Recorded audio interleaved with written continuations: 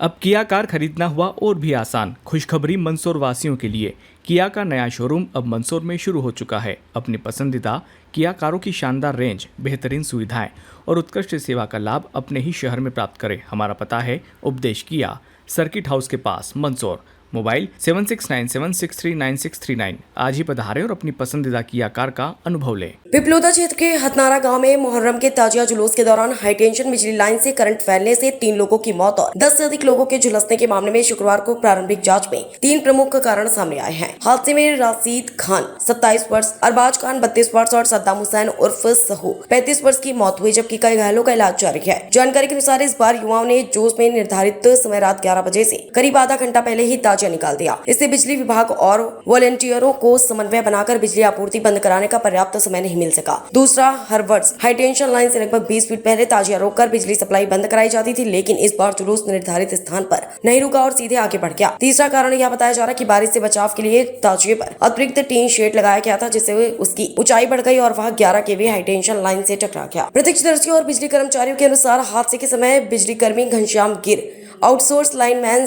समरथ मकवाना, हेल्पर गोबीलाल तोपटवारी और 2 पुलिसकर्मी मौके पर मौजूद थे। लाइनमैन समरथ मकवाना ने बताया कि हर साल सदर के संकेत पर ग्रिड से बिजली बंद कराकर ही ताजिया आगे बढ़ता था, लेकिन इस बार युवाओं ने तय समय से पहले ताजिया उठा लिया। उन्होंने और अन्य कर्मचारियों ने आवाज लगाकर रोकने की कोशिश भी की, लेकिन डीजी के तेज शोर के कारण उनकी आवाज लोगों तक नहीं पहुंच सकी। बिजली बंद कराने का संदेश ग्रिड तक भेजा गया, लेकिन कुछ ही सेकंड पहले ताजिया लाइन से टकरा गया। ताजिया कमेटी के सदर ने भी माना कि युवाओं ने तय समय से पहले ताजिया निकाल लिया था। उन्होंने कहा कि वे पीछे पीछे ही आ रहे थे और ताजिया रोकने के लिए आवाज भी लगाई गई, लेकिन तब तक हादसा हो चुका था। बिजली विभाग के जूनियर इंजीनियर राहुल अहिरवार ने बताया कि एक रथ से फीडर पहले ही बंद कर दिया गया था, जबकि दूसरी लाइन से हथनारा, अंगेठी और कुशलगढ़ की बिजली आपूर्ति होती। इस लाइन को केवल ताजिया गुजरने के दौरान 10 से 15 मिनट के लिए बंद किया जाता है। बिजली कंपनी के अधिकारियों ने मौके का निरीक्षण कर पंचनामा तैयार किया। एई शुभम मिश्रा ने बताया कि प्रारंभिक जांच में 11 kV लाइन की ऊंचाई निर्धारित मानकों के अनुरूप पाई गई। उनके अनुसार अतिरिक्त टीन शेड के कारण ताजिए की ऊंचाई बढ़ने से वह हाई टेंशन लाइन से टकराया और करंट फैल गया।